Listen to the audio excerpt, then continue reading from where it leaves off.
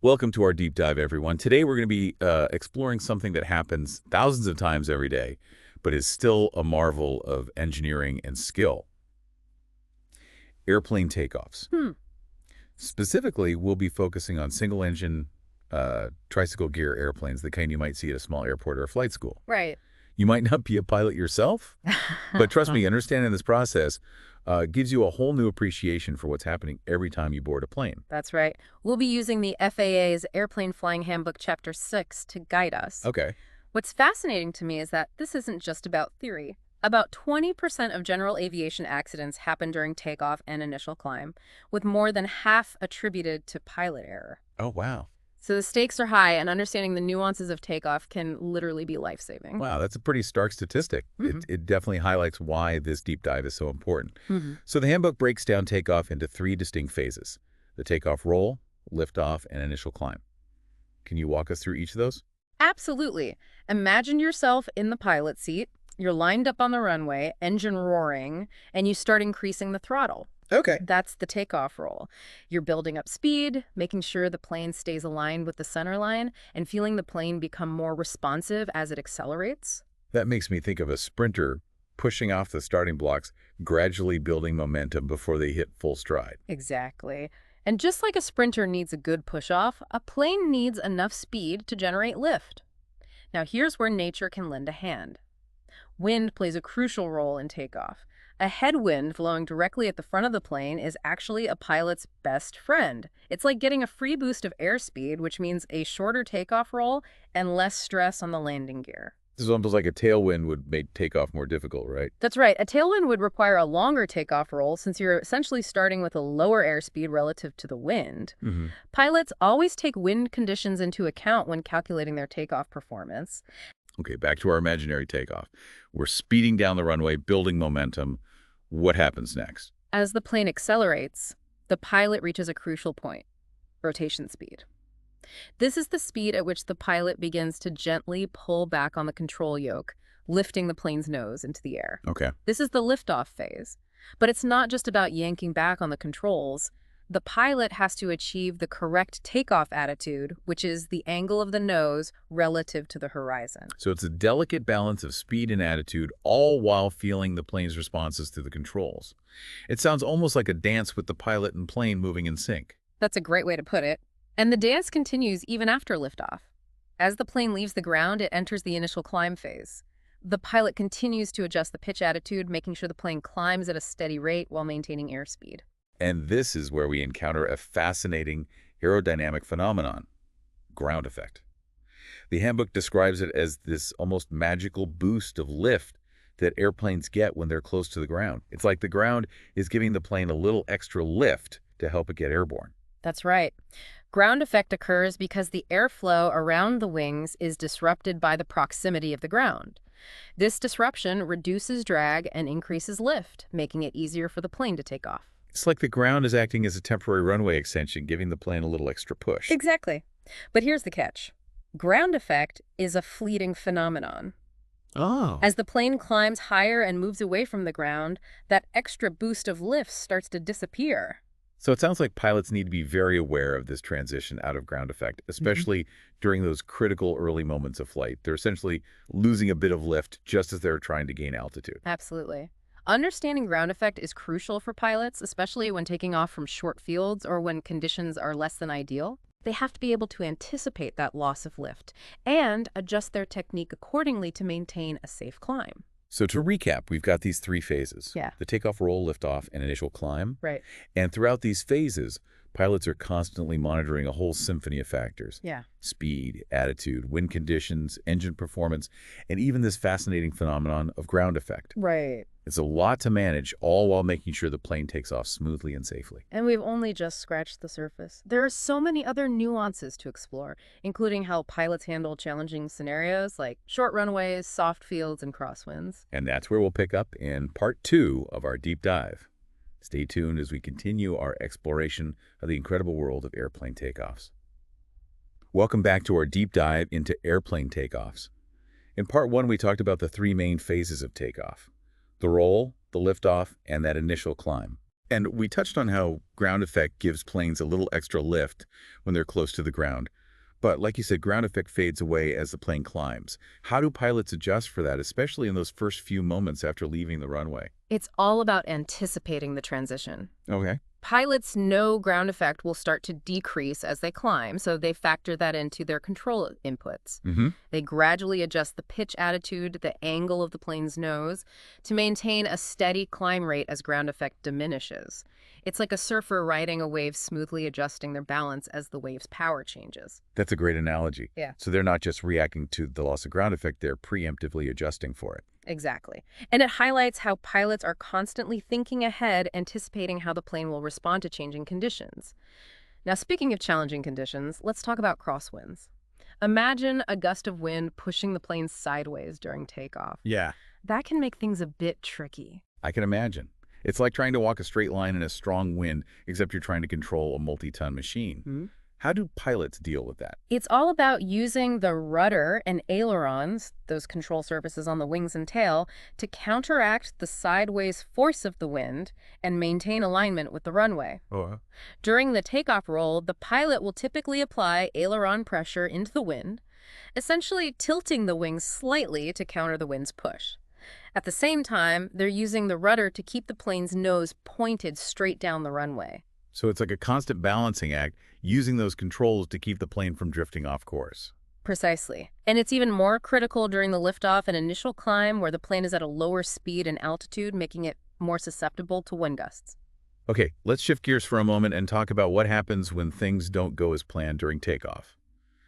We briefly mentioned rejected takeoffs, but I'd love to dive a little deeper into that.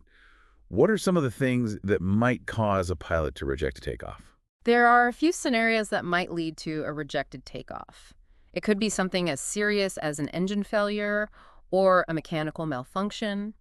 It could also be something like an obstacle on the runway, a sudden change in wind conditions, or even a bird strike. So it's really any situation where the pilot deems it unsafe to continue with the takeoff. What happens when a pilot decides to reject a takeoff? It's all about stopping the plane as quickly and safely as possible. The pilot will immediately reduce engine power, apply maximum braking, and focus on maintaining directional control. There are established procedures they follow, and it's a maneuver they practice regularly in simulators and during training. It sounds like a high-pressure situation demanding quick thinking and precise execution. It absolutely is. But it's also a testament to the rigorous training that pilots undergo. They're prepared to handle these kinds of emergencies and make split-second decisions to ensure the safety of everyone on board. Now, on a less intense note, let's talk about noise abatement. I know airports often have procedures in place to minimize noise pollution for the surrounding communities. How do pilots factor into that? Noise abatement is a crucial part of responsible aviation. Pilots work closely with air traffic control and follow established noise abatement procedures, which might include things like using specific departure routes, adjusting climb rates, or reducing engine power during certain phases of takeoff. So it's not just about getting the plane in the air as efficiently as possible.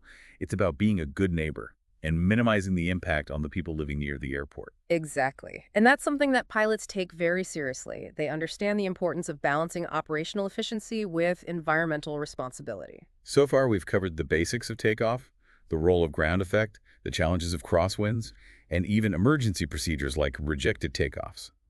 But we've still got more to explore. What's next on our agenda?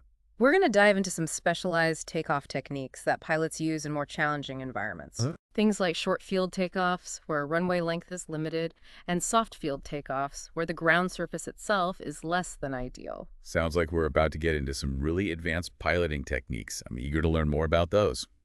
Stay with us for part 3 of our deep dive, where we'll delve into the world of short field and soft field takeoffs. Welcome back to the final part of our deep dive into airplane takeoffs. We've covered a lot of ground, so to speak, but now it's time to explore some truly specialized takeoff techniques. You mentioned short field and soft field takeoffs. What makes these so different from a standard takeoff? Think of it like this. A normal takeoff is like driving a car on a wide-open highway. Okay. You have plenty of space and a smooth surface, but a short field takeoff is like navigating a narrow, winding road. You have limited space to accelerate and maneuver, so you need to be extra precise and efficient. Okay, starting to get the picture. So if a short field takeoff is about limited space, What exactly is a soft field takeoff? Imagine trying to drive that same car on a beach or a muddy field. The surface is unstable, and you risk getting bogged down if you're not careful. That's essentially what a soft field takeoff is like for a plane. So it's not just about the length of the runway, but the condition of the ground itself. Let's start with short field takeoffs. What are some of the key techniques pilots use to get airborne safely and quickly when runway space is limited? It all comes down to maximizing performance. Pilots will calculate their takeoff distance very precisely, taking into account factors like weight, wind conditions, and even the density altitude. Mhm. They'll often use a technique called a short field takeoff roll, where they keep the plane's nose down longer to build up speed more quickly. And they'll use flaps to increase lift, allowing the plane to take off at a slower speed. You mentioned flaps earlier, but can you remind us what those are and how they work?